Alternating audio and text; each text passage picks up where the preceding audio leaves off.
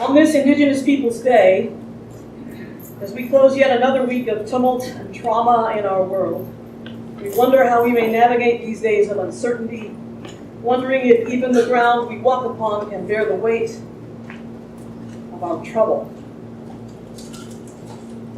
We know most surely this is not the first time of trouble, nor will it be the last.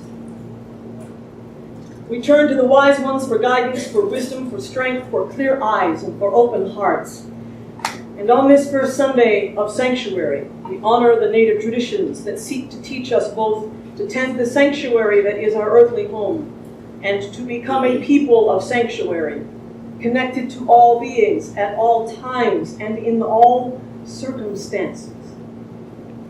All the writings we will share here in these next moments were given by our Indigenous ancestors and siblings, some long ago, some newly known. They make a place that I, myself, turn to for comfort and for courage, for hope, for inspiration, and for healing. We begin with a letter to a young activist in troubled times. It's written by the mestiza Latina Clarissa Pincola Estes, a Native American and Mexican in heritage.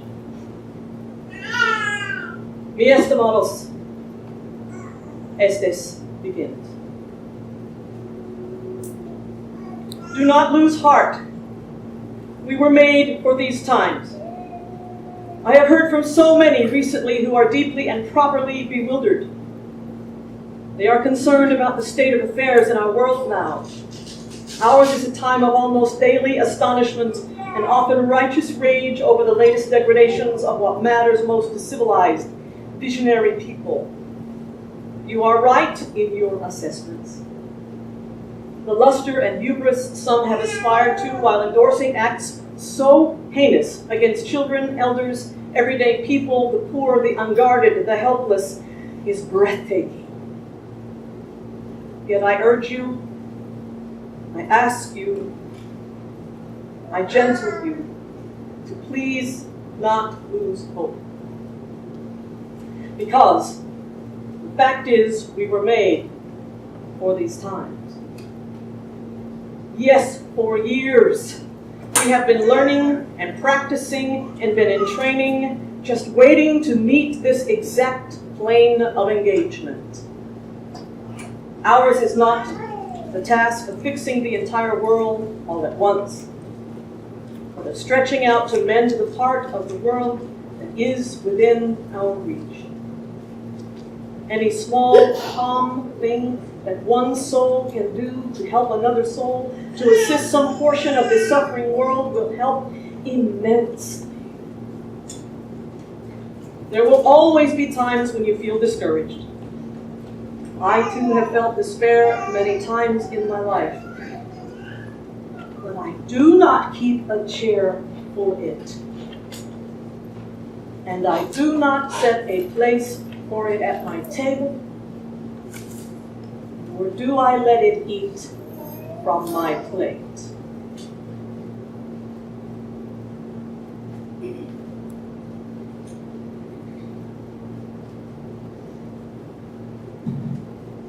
Earth Prayer. Earth Prayer begins with our intuition of the oneness of all life. We recognize that it is our identity that is inextricably entwined with lives beyond our own. This sense of expanded identity goes beyond human relationships. We depend upon trees. Trees depend upon grasses. Grasses depend upon animals. Mountains depend upon oceans. The dolphin depends upon the farthest star. Physically and spiritually, we are all woven into this living processes of the earth. As science now tells us, and our faith's seventh principle teaches us, we take part in a living universe. Our own hearts constantly beat at the cosmic rhythm within us. We cannot escape our involvement any more than we can escape breathing the air that is traveled from thousands of miles away. When we ground our spiritual awareness in this ecological context, then the strength and wisdom of the living earth in all its manifestations flows through us. Our earth prayer becomes a means to heal the division that has grown between us and the rest of nature, and between one another, and our entire life becomes an earth prayer.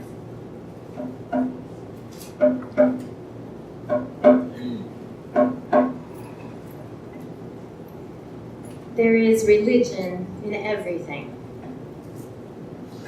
There is religion in everything around us, a calm and holy religion in the unbreathing things in nature. It is meek and blessed influence, stealing in, as it were, unaware upon the heart. It comes quickly and without excitement. It has no terror, no gloom.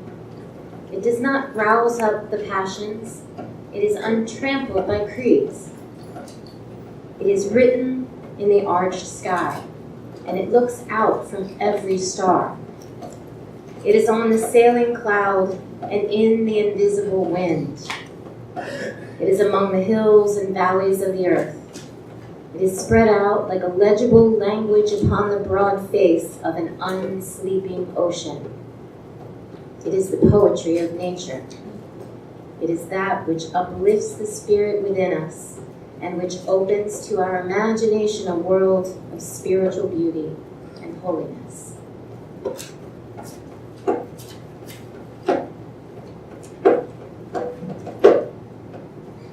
Each area has its people, by Thomas Banyakya, a Hopi elder.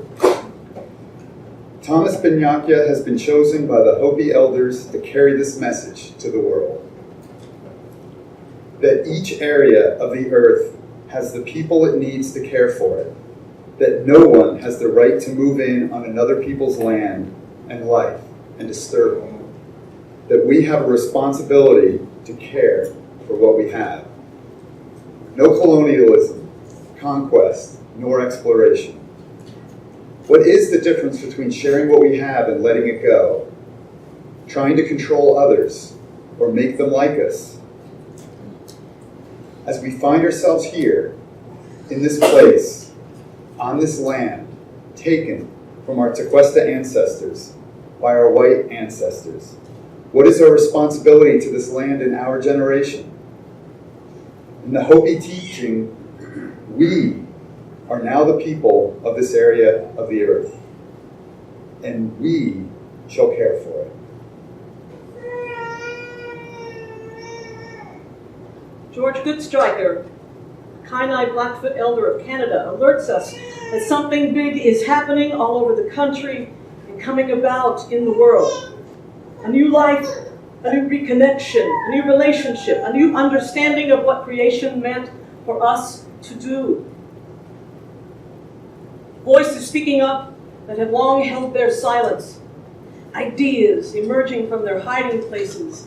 There is a ferment and a growth of new energy and a commitment to bring important knowledge.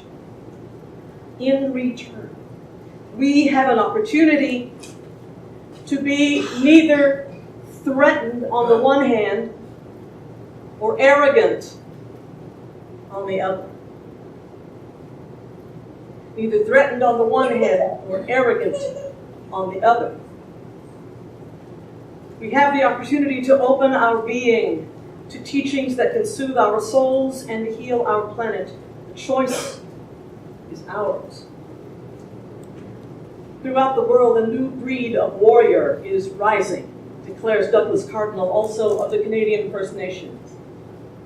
These warriors have nothing to do with weapons or battles or killing. Rather, they are taking a stand on living, to fight for life and harmony. Being a warrior is a willingness to sacrifice everything except your truth. These new warriors are rising. to do something with their lives to make a difference? What if each of us were willing to do the same?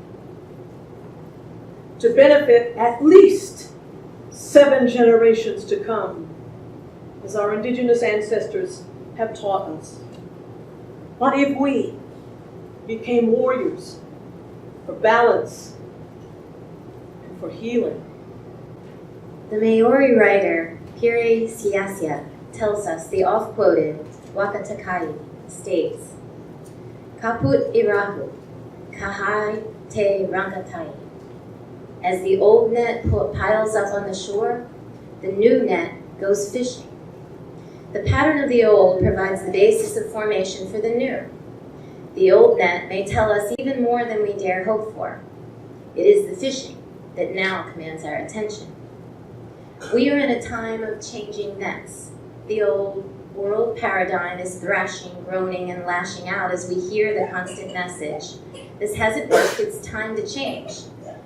It is time that we return to the knowledge and wisdom of the old net, and in the native cultures and the wisdom of our elders, which, recognizing that, the new time dictates change in both the structure and the form of the new net.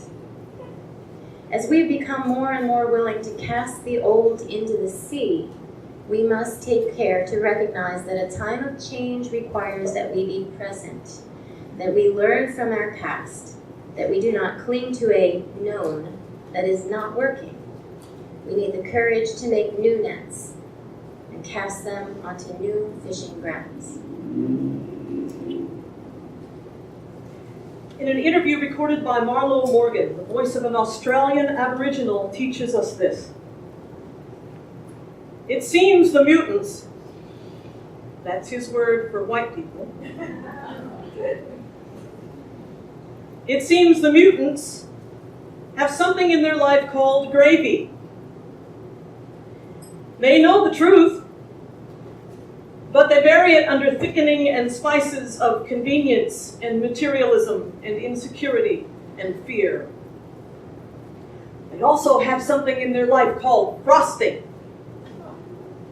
It seems to represent that they spend almost all the seconds of their existence doing superficial, artificial, temporary, pleasant-tasting, nice-appearing projects, and spend very little actual seconds of their lives developing their eternal beingness.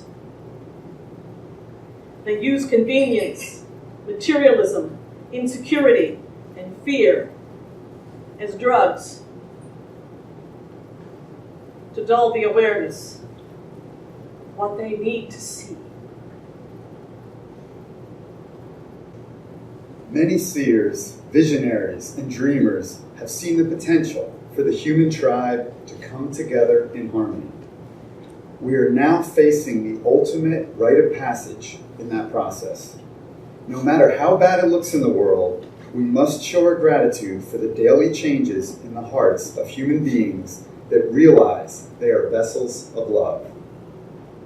When that part of the rite of passage is clear, it then becomes evident that all human beings are one family, one tribe, as every human, all in need of some kind of healing, and all in need of understanding. Walks Tall Woman, the clan mother of the 11th moon cycle, reminds us that we cannot walk in beauty or in balance if we negate the need for other points of view. The opposites in our world are often the complementary forces that give us varied experiences of human life. By removing one single part of creation, we could unravel the whole.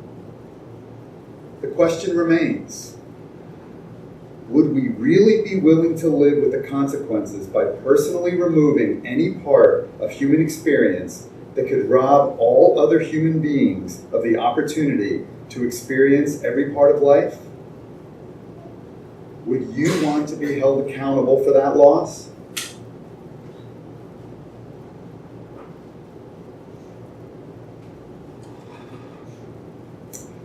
In a native elder telling gathered by Jamie Sams of Seneca and Cherokee heritage, it is told, before crossing over, a holy man called a circle.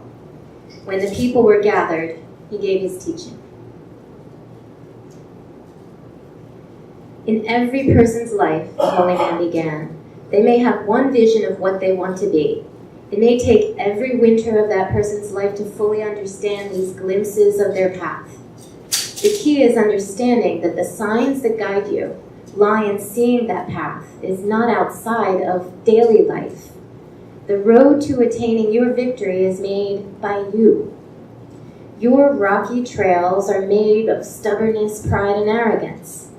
The swamps are made from self-doubt, lack of courage, and mistrust. Those who seem to hinder our progress are showing you the places inside of yourself where you are divided. In my walk, I have seen many who blamed the great mystery for their failures. Many who raged against outside forces, breaking faith with their families and friends. Many more who refused the gifts of compassion and forgiveness that could have given them strength, choosing instead the false pride of self-importance. The road to becoming your vision can be accessed and attained only when you have the courage to heal the enemy within. May your trails be crooked, winding, lonesome, dangerous, leading to the most amazing view. May your rivers flow without end, meandering through pastoral valleys, past temples and castles, and poets' towers, into a dark primeval forest where tigers belch and monkeys howl, through miasmal and mysterious swamps, and down into a desert of red rock, blue mesas, domes and pinnacles and grottos of endless stone, and down again into deep, vast, ancient, unknown chasms where something strange and more beautiful and more full of wonder than your deepest dreams waits for you. Everywhere we go, any given moment, may we remember in our bones that we are on holy ground. The ground of knowledge that is ours now to learn. The ground of wisdom that is ours now to hear. The ground of our ancestors that is ours now to tend. The ground of love that is ours to plow into verdant fields that can feed all of us every day.